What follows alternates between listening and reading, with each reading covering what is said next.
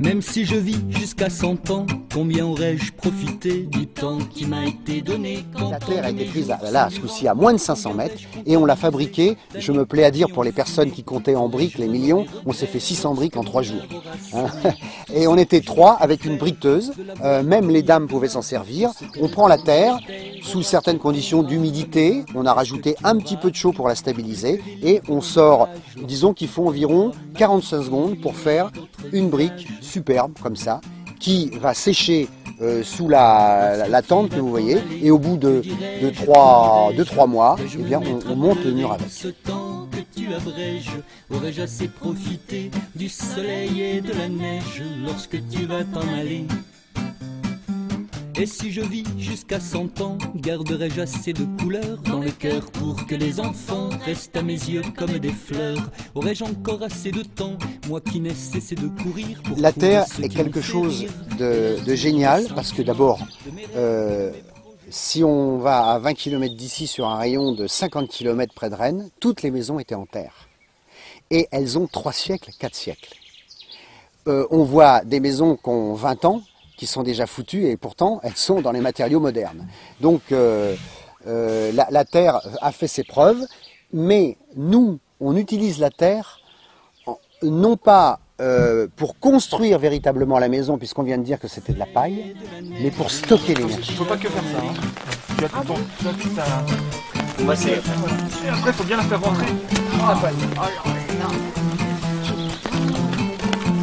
Des masques de beauté à la paille.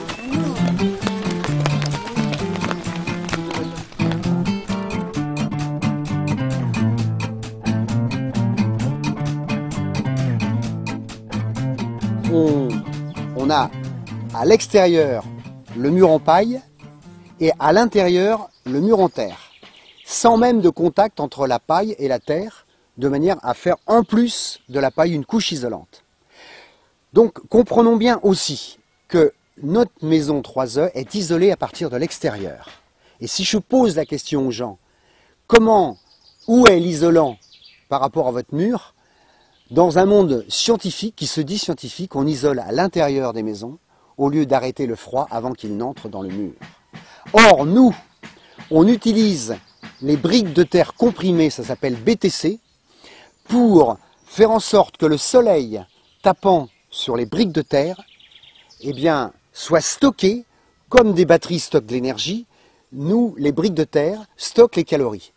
Et pour une journée de soleil, on a 2 journées de chauffage. Parce qu'au bout de 24 heures, 48 heures, la chaleur du soleil va continuer de rayonner pendant 2 jours. Donc on a un mur, ou plutôt des murs radiants, qui sont de véritables radiateurs, ça vient de radiant, qui vont laisser filtrer pendant 48 heures et plus l'énergie qui auront été accumulées dans la serre du toit.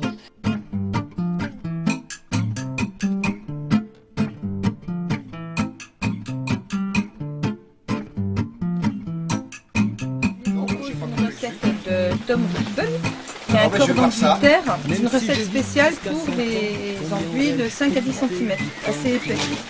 D'accord. Dedans, il y a du jus d'orge fermenté.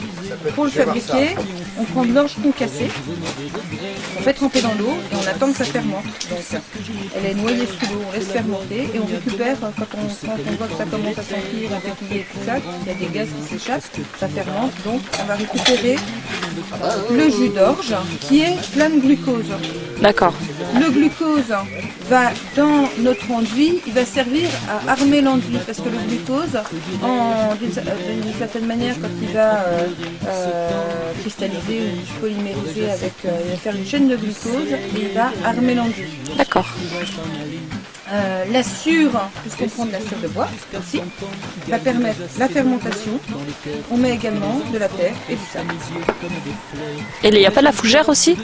Alors on peut rajouter, mais là c'est plus pour, je ne sais pas... ça sert à armer aussi un petit peu quoi. Ça peut servir à armer, effectivement, de la fougère déchiquetée.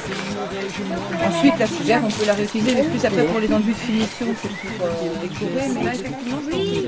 Ma vie, auras-tu tenu tes promesses?